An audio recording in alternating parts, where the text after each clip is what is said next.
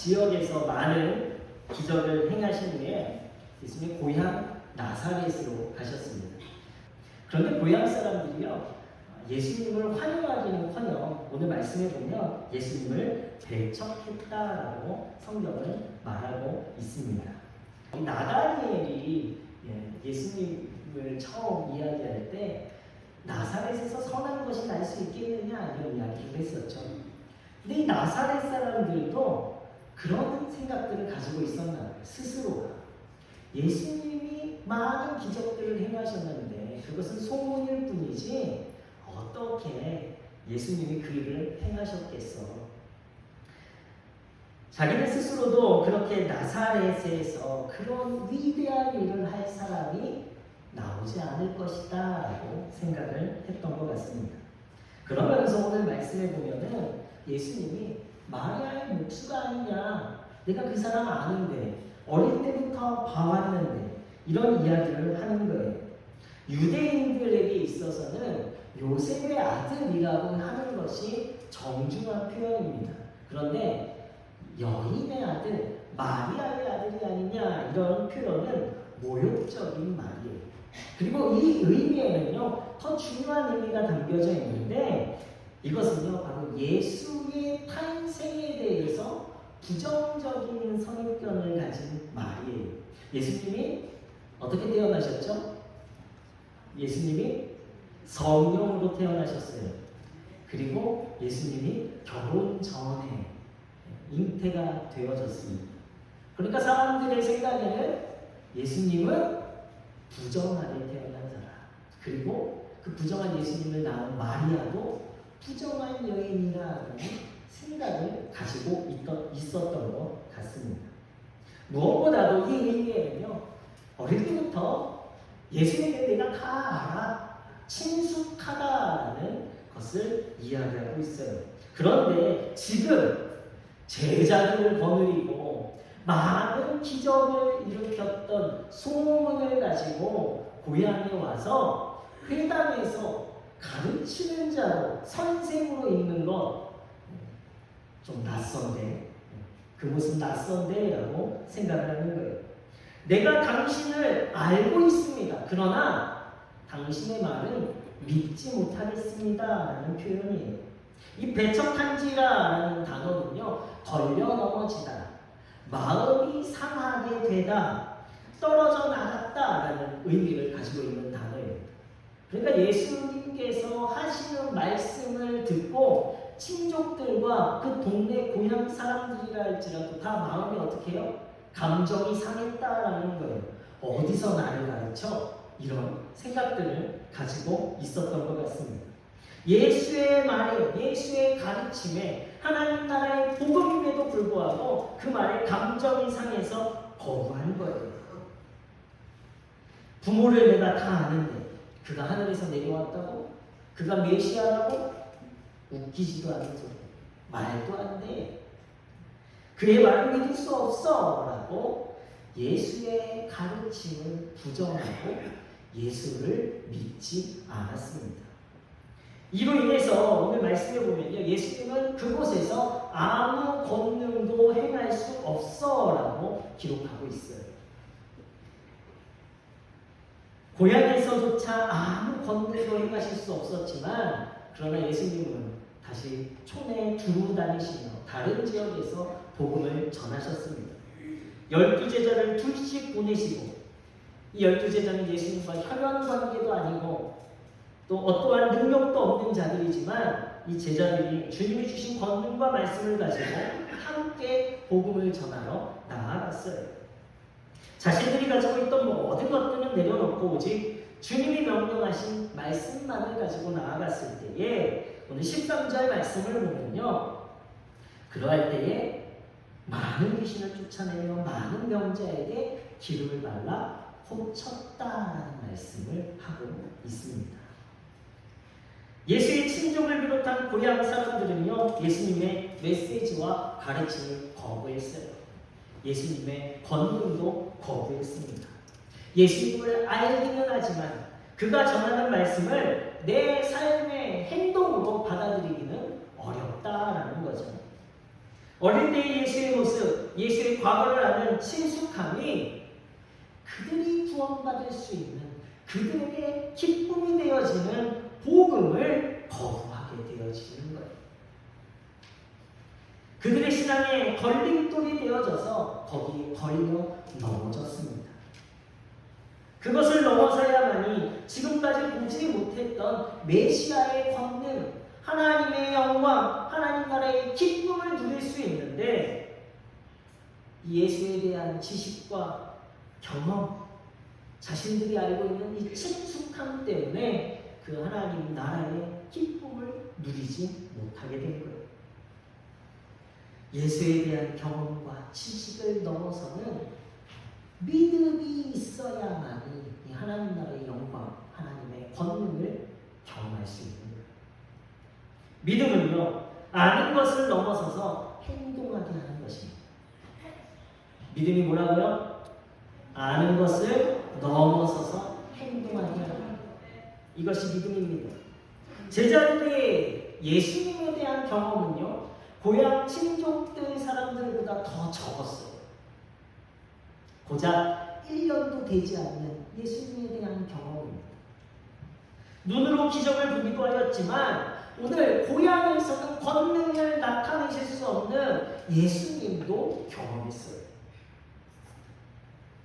그러나 예수님의 실패가 그들에게 두려움이 되지 않았고 걸림돌이 되지 않았습니다. 예수님이 자신들을 파송하실 때에는요, 이들은 말씀에 의지하여 파송의 길을 떠났습니다. 자신들은 가진 것이 없어요. 자신들은 한 번도 고쳐본 역사가 없습니다. 자신들은 한 번도 다른 어부 외에 다른 일을 해보지도 않았어요. 자신들의 지식과 경험이 없으니 그러나 이들에게 문제가 되지 않았어요. 내가 어부인데 내가 어떻게 치유하는 권능을 가질 수 있는 거예요? 내가 어부인데 어떻게 귀신을 내어줬지? 자신들에게 익숙했던 것이 이들에게 걸려 넘어지는 걸림돌이 되지 않았다는 거예요. 오직 예수의 말씀을 의지하였더니 자신의 친숙한 것을 넘어서서 낯선 곳을 향해 나아가 복음을 전하는 거예요. 예수님을 신뢰하기 때문에 자신이 알고 있는 것, 자신이 할 수 있는 것, 자신의 능력을 넘어서서 낯선 곳을 향해 나아갔을 때, 새로운 경험을 향해 나아갈 때에 말씀대로 행동할 수 있는 힘이 생기는 거예요. 바로 믿음이 우리의 한계, 우리의 상황들을 넘어서게 하는 것입니다. 우리의 한계, 우리의 상황에 걸려 넘어지는 것이 아니라 더 큰 폭으로 나아갈 수 있고 내디딜 수 있도록 믿음이 우리를 그렇게 행동할 수 있게 하는 거예요. 마태복음 8장 8절과 10절의 말씀을 보면요, 백부장의 믿음이 나와요.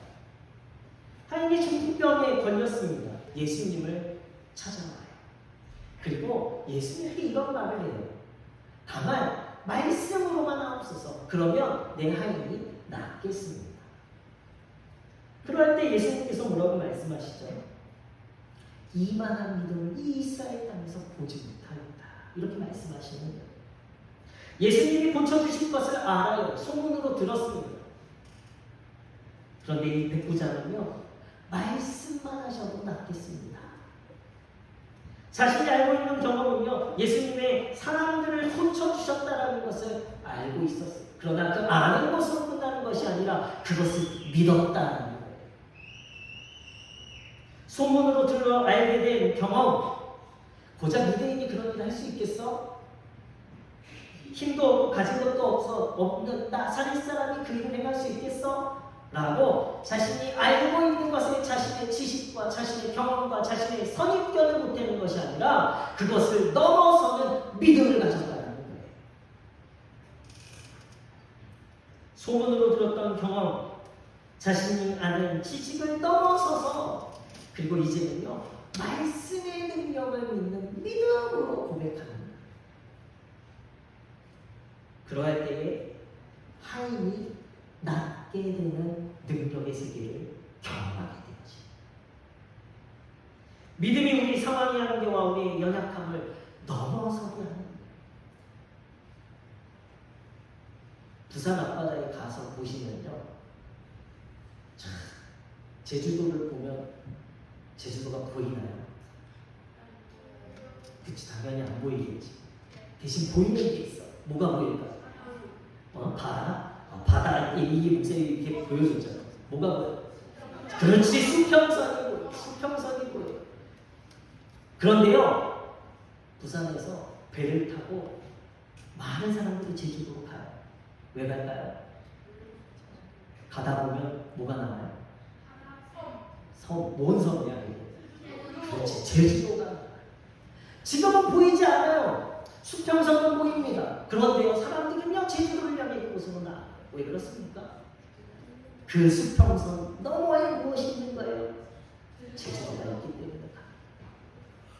지금 우리 눈에는요, 하나님의 세계가 보이지 않아요. 수평선이 우리에게 보여 있지만, 그러나 우리는 믿음으로 하나님의 세계를 향해 나아가요. 그럼 그 수평선 너머에는 하나님의 능력과 하나님의 권능과 하나님의 역사가 반드시 있게 될 줄 아는 그 믿음이 여러분들이 그 세계를 경험하게 하는 능력이 되게 될 줄로 믿습니다. 사도 바울이요, 로마서 9장 32절 33절에 이렇게 이야기하고 있어요.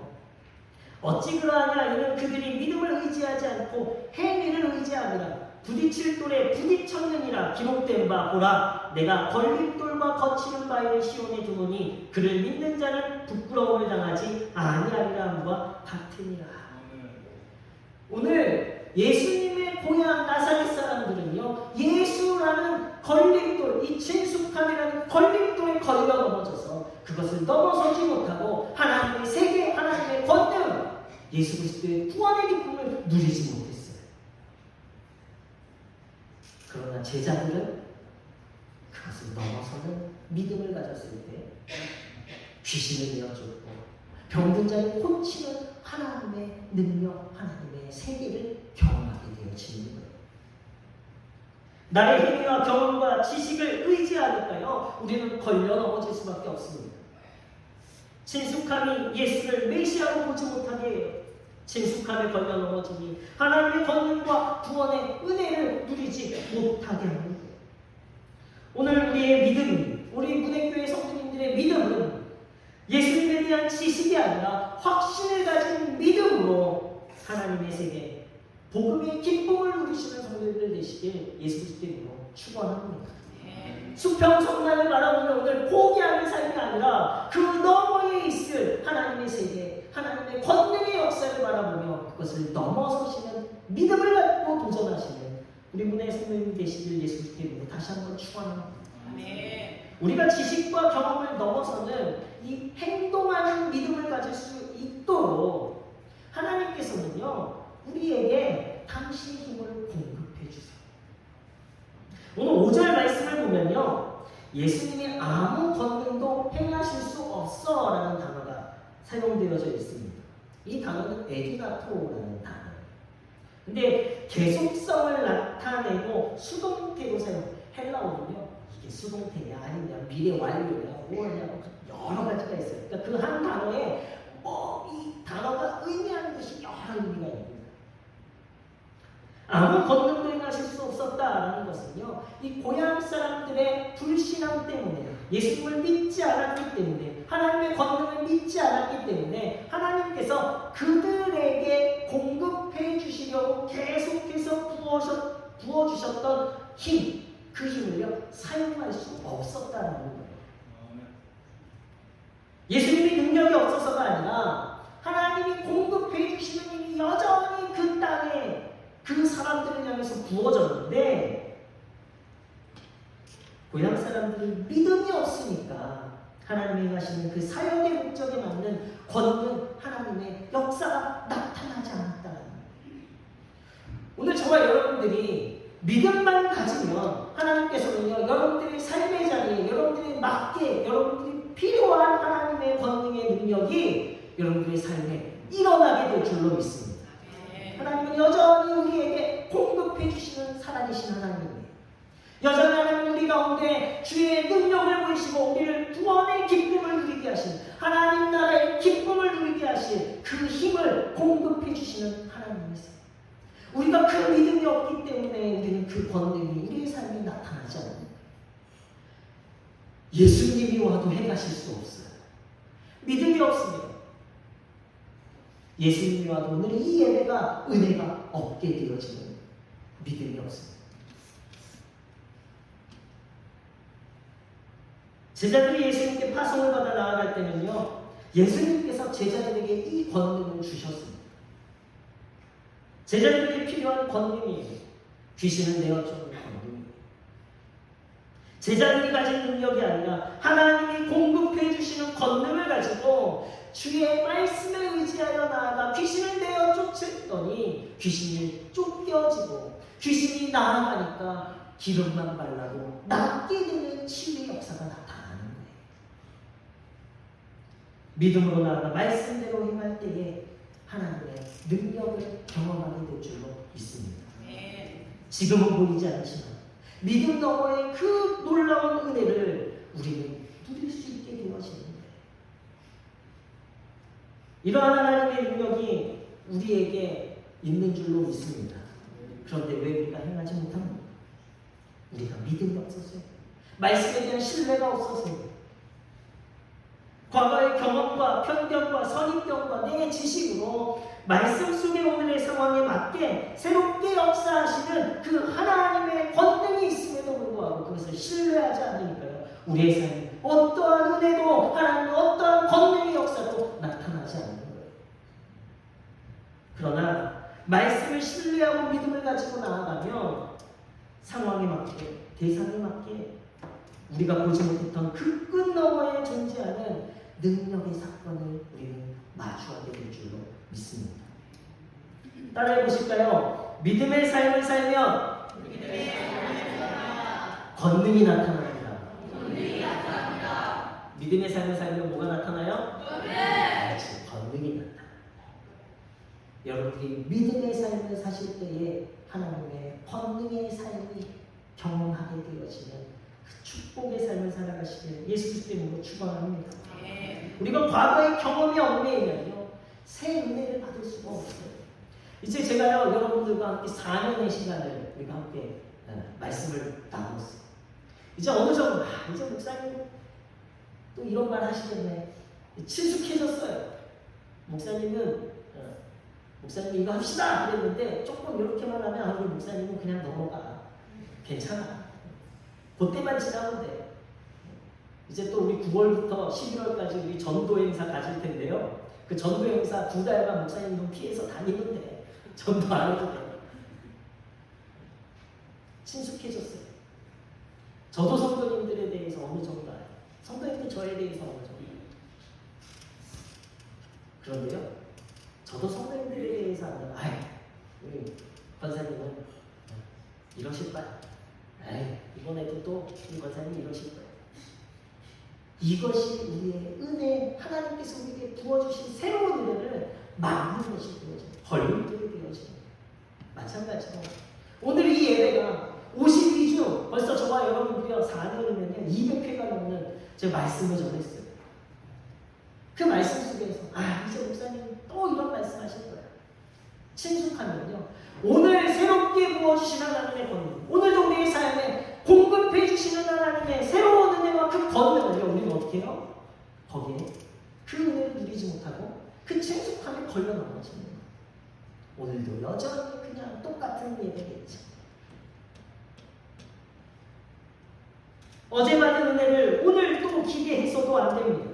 오늘은요 새로운 하나님의 공급하시는 은혜가 우리에게 주어질 것이기 때문에 우리는 날마다 새로워지는 사람이기 때문에 우리는 날마다 하나님의 새로운 공급하시는 힘 속에 그 은혜 속에 주님의 역사를 경험하는 성도가 되어야 할 줄로 믿습니다.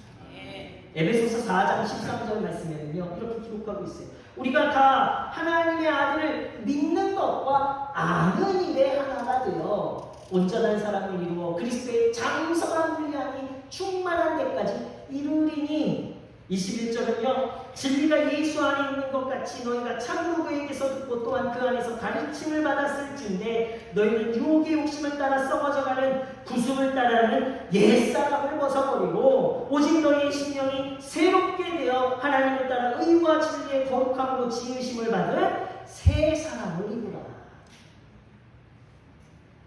우리는 과거의 사람이 아니라 우리는 날마다 새로워진 사람이 되어야 해요.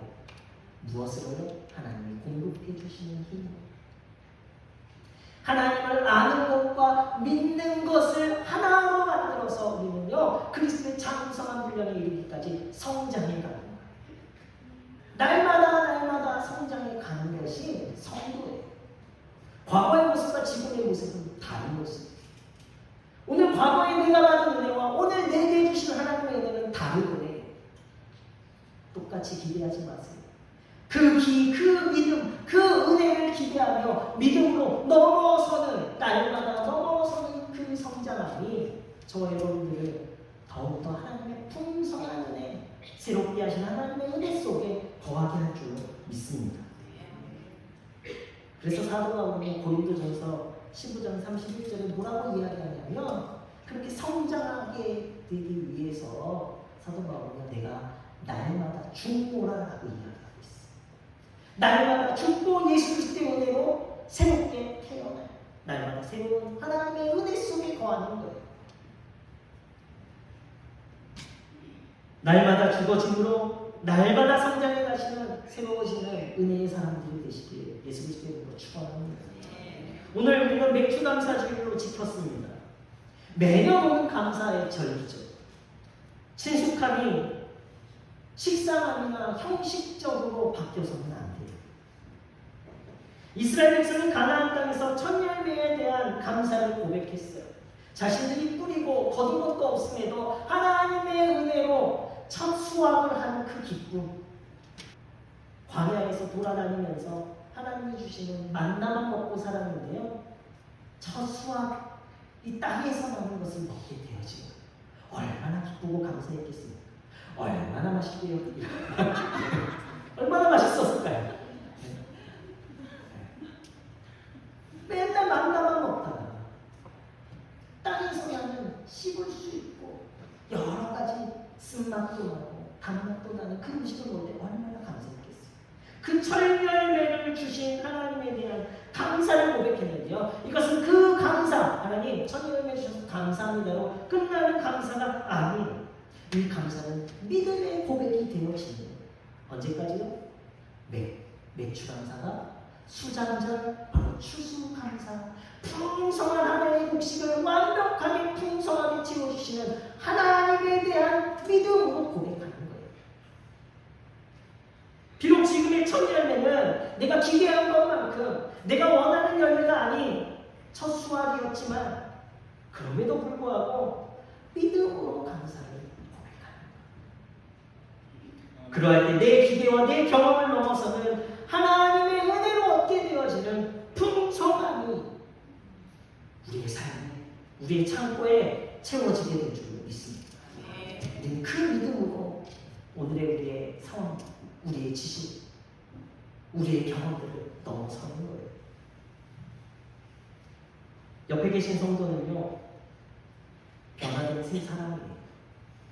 과거에 그 사람에 대한 과거의 경험을 가지고 우리는 그 사람을 판단할 수 없어요. 우리 스스로는 어제보다 오늘 더 사랑이 넘치는 사람이 되어야 하겠습니다.